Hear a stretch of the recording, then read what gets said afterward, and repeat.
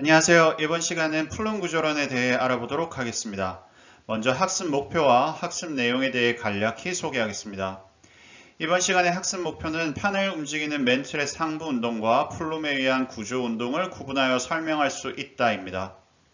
이번 시간에는 지난 시간까지 학습한 판 구조론의 한계점에 대해서 소개한 후에 플룸 구조론, 차가운 플룸과 뜨거운 플룸, 그리고 지진파 단층 촬영 등에 대해 학습하겠습니다. 지난 시간까지 배웠던 판 구조론에 대해 간단히 정리해 보겠습니다. 판 구조론이란 상부 멘틀, 즉 연야권의 대류에 의해서 그 위에 올려진 암석권, 즉 판이 이동하게 되고 그로 인해 형성된 판의 경계에서 화산, 지진, 조산 운동과 같은 지각 변동이 발생한다는 이론이었는데요.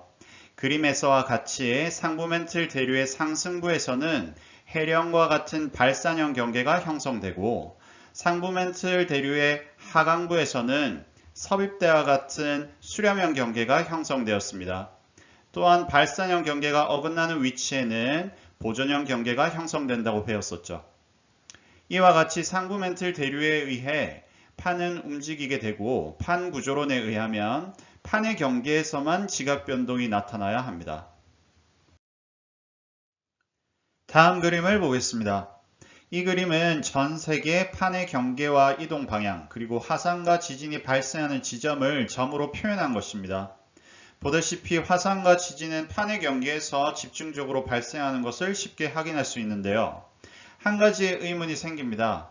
분명 판 구조론에 따르면 판의 경계에서만 화산과 지진이 발생해야 하는데요. 전 세계 여러 곳에서 판의 경계가 아닌 판 내부에서 화산 혹은 지진이 발생하고 있습니다. 그렇다면 판 구조론이 완전 무결한 이론이라고 볼 수 없다는 증거가 될 텐데요. 판 구조론과 더불어 판 내부에서 나타나는 지각 변동을 보충 설명해 줄 수 있는 무언가가 필요해 보입니다.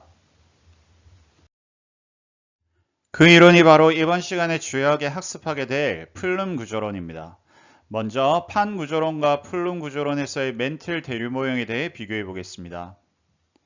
판 구조론은 앞서 여러 차례 언급했듯이 연야권, 즉 상부 멘틀의 대류에 의해 판, 즉 암석권이 이동하고 그로 인해 지각 변동이 발생한다고 주장했었습니다.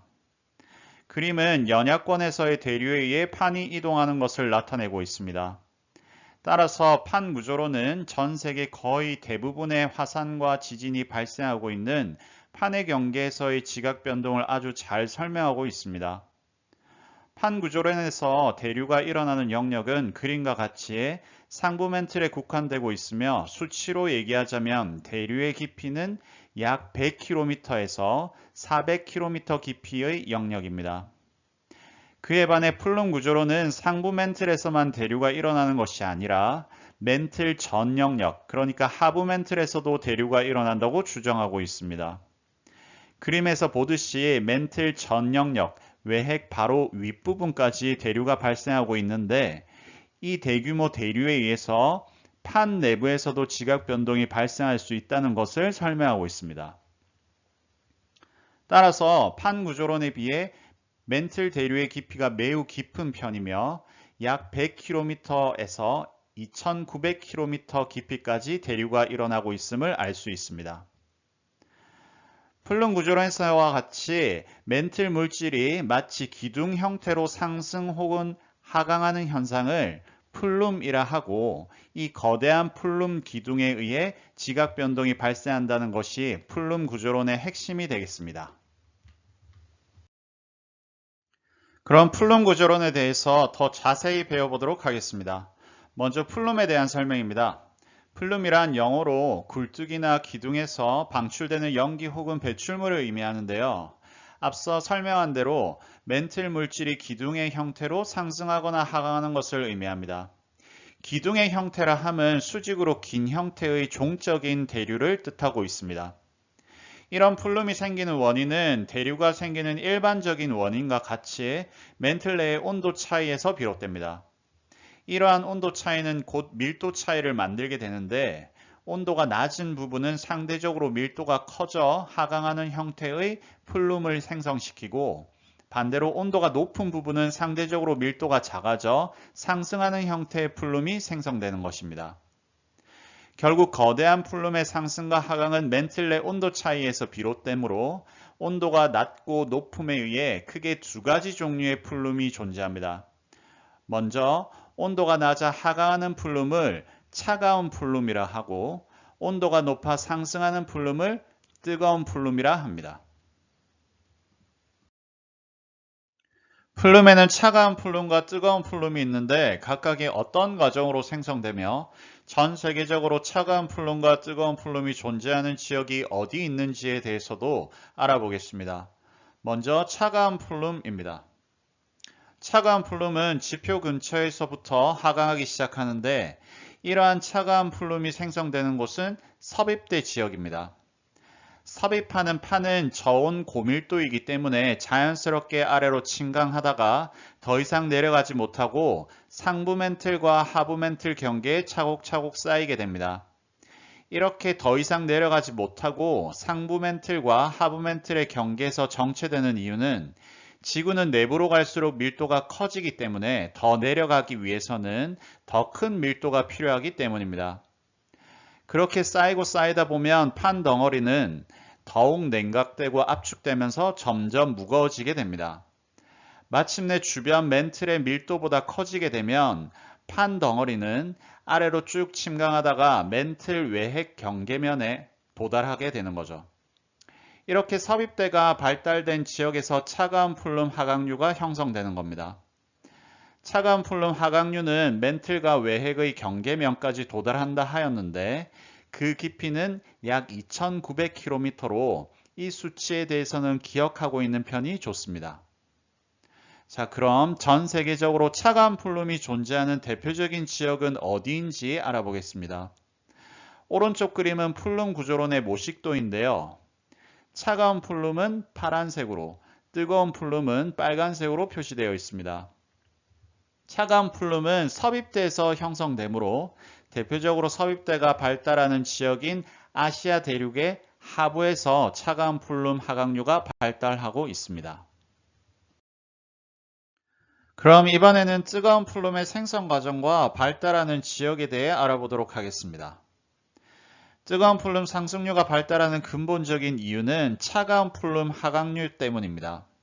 섭입대 하부에서 차가운 플룸 하강류가 침강할 때 주변 고온의 멘틀 물질을 양옆으로 밀어내면서 멘틀과 외핵의 경계면에 도달하게 됩니다. 이런 식으로 주변 지역의 온도 구조를 교란시킨 결과 압축된 고온의 멘틀 물질이 상승하게 되면서 뜨거운 플룸으로 발달하게 되고 이것이 상부 멘틀까지 상승하게 되는 겁니다. 상승한 뜨거운 플룸은 지표에 직접적으로 영향을 미치게 되는데 압력 감소의 과정으로 멘틀 물질을 부분 용융시켜 마그마를 생성시키고 그로 인해 지표의 화산 지형을 만들게 됩니다. 이처럼 뜨거운 플룸 상승류에 의해 마그마가 생성되는 곳을 열점이라 하는데 이에 대해서는 다음 시간에 자세히 배우도록 하겠습니다. 자, 그럼 전 세계적으로 뜨거운 플룸이 존재하는 대표적인 지역은 어디인지 알아보겠습니다. 차가운 플룸과는 달리 다소 분산되어 발달하고 있는데요.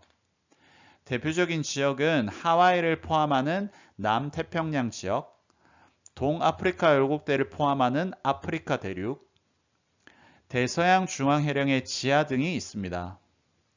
이 모든 지역들의 공통점은 열점에 의한 화산 활동이 활발한 곳입니다. 추가로 이 슬라이드에 적혀 있지는 않지만 이런 대규모 플룸에 의해서 판계와 같은 초대륙이 형성되기도 분열되기도 합니다. 차가운 플룸이 매우 발달하게 되면 초대륙이 형성되고 반대로 대규모 뜨거운 플룸에 의해 분리된다는 것이 플룸 구조론에서의 설명입니다. 차가운 플룸과 뜨거운 플룸의 형성 과정과 발달 지역에 대해서 배워보았는데요. 그럼 이번에는 멘틀 내부의 플룸 구조에 대해 어떻게 조사하는지 배워보도록 하겠습니다. 가장 간단하게 차가운 플룸인지 뜨거운 플룸인지 알 수 있는 방법은 멘틀 내부의 온도를 측정하는 것입니다. 하지만 지하 아주 깊은 곳의 온도를 직접적으로 측정하기란 불가능하기 때문에 간접적으로 맨틀의 온도를 측정하는데요.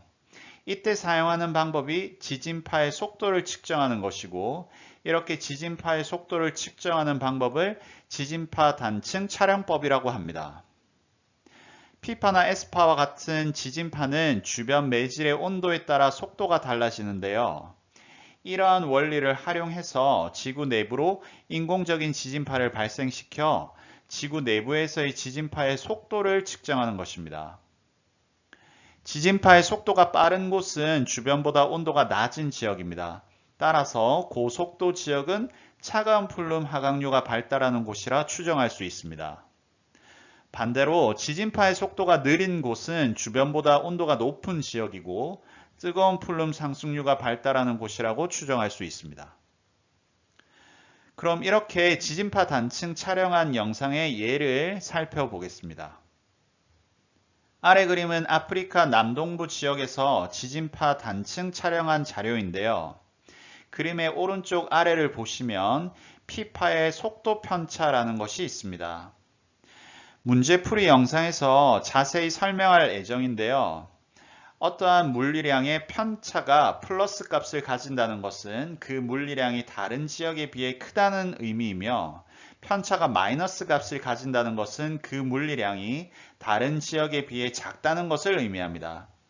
따라서 플러스 속도 편차를 나타내는 파란색 영역은 속도가 빨라 주변보다 온도가 낮음을, 마이너스 속도 편차를 나타내는 붉은색 영역은 속도가 느려 주변보다 온도가 높은 지역을 의미합니다. 그런데 이 지역의 지진파 단층 촬영 자료를 보면 대각선 방향으로 매우 속도가 느린 부분이 있음을 알 수 있습니다. 이 지역은 다른 맨틀 영역에 비해 온도가 높기 때문에 속도가 느리게 측정된 것으로 이곳은 뜨거운 플룸이 상승하는 지역임을 알아낼 수 있는 겁니다. 이와 같은 지진파 단층 촬영법을 이용해서 많은 지질학자들은 지구 내부, 즉 맨틀 내 플룸 구조에 대해서 조사해냈고 그 결과를 나타내는 그림입니다. 그림의 파란색 영역은 지진파의 속도가 빠른 지역, 즉 다른 지역에 비해 온도가 낮은 차가운 플룸 지역을, 붉은색 영역은 지진파의 속도가 느린 지역, 즉 다른 지역에 비해 온도가 높은 뜨거운 플룸 지역을 나타냅니다. 앞서 말한 바와 같이 뜨거운 플룸 상승류가 존재하는 지역은 지표의 화산 지형을 형성시킨다 그랬는데, 그 지역들은 하얀 원의 형태로 표시되어 있습니다. 이 지역들은 주로 판 내부에 위치해 있지만 간혹 판의 경계에 일치하는 곳도 있습니다. 이러한 지역들을 열점이라 합니다. 이 열점에 대해서는 다음 시간에 학습하도록 하겠습니다. 자, 오늘의 수업은 여기까지고요. 지금까지 플룸 구조론에 대해 알아보았습니다. 감사합니다.